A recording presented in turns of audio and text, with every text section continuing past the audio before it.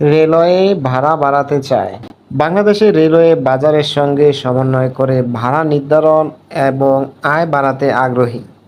বর্তমানে রেলওয়ের আয়ের চেয়ে ব্যয় বেশি, তবে তা নিয়ন্ত্রণে আনা হচ্ছে বলে মন্তব্য করেছেন রেলওয়ের মহাপরিচালক আফজাল হোসেন। রোববার 12 অক্টোবর দুপুরে রাজধানীর রেল ভবনে সাংবাদিকদের সংগঠন reporters for rail and road (RRR) আয়োজিত এক মতবিনিময়ে তিনি এসব কথা বলেন। আফজাল হোসেন বলেন, আমাদের এখন আয়ের তুলনায় ব্যয় বেশি। ৳১ আয় করতে আমরা ৳২ ব্যয় করি। এটি পূর্বে আরও বেশি ছিল।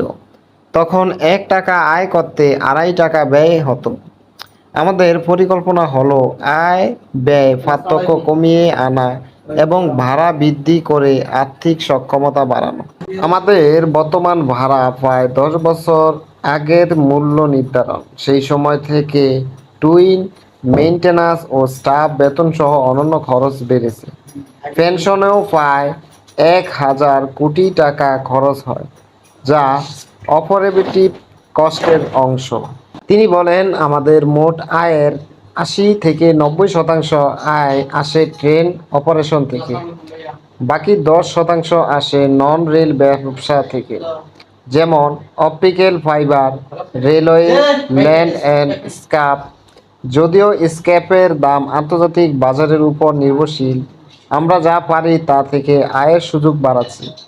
এছাড়া নতুনভাবে ল্যান্ড ব্যবহার এবং অতিরিক্ত কোচ সংযোজনের মাধ্যমে আমরা আয়ের ধারা আরও বৃদ্ধি করতে চাই। রেলওয়ের মহাপরিচালক বলেন, বর্তমানে আমাদের কাছে পর্যাপ্ত রোলিং স্টক ও ইঞ্জিন নেই, তাই সব চাহিদা মেটানো সম্ভব হচ্ছে না।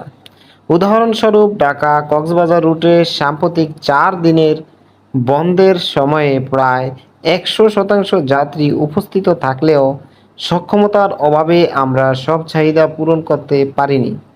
তবে আমরা নতুন কোচ এবং রোলিং স্টক যোগ করার মাধ্যমে দ্রুত এই সক্ষমতা বৃদ্ধি করার পরিকল্পনা নিয়েছি। মোহাম্মদ আফজাল হোসেন বলেন, রেলওয়ের আয়ের উৎস সম্প্রসারণ, কোচ সংযোজন এবং বর্তমান সক্ষমতার উন্নয়নের মাধ্যমে আমরা বাজারের সঙ্গে সমন্বয় করে আরও টেকসই এবং লাভজনক রেল সেবা নিশ্চিত করতে চাই। অনুষ্ঠানে আরও উপস্থিত ছিলেন পরিবহন সেক্টরে নিয়োজিত প্রধান উপদেষ্টার বিশেষ সহকারী শেখ মঈনুদ্দিন, সড়ক ও জনপথ অধিদপ্তরের প্রধান প্রকৌশলী Syed Moinuddul Hasan, Dhaka mass transit company লিমিটেডের DMTCL ব্যবস্থাপনা পরিচালক ফারুক আহমেদ, ঢাকা পরিবহন সমন্বয় কর্তৃপক্ষের DTCA নির্বাহী পরিচালক Nilima Akter, reporters for rail and রোডের সভাপতি আনোয়ার হোসেন, সাধারণ সম্পাদক তৌহিদুল ইসলাম সহ সংগঠনের অন্যান্য সদস্যরা।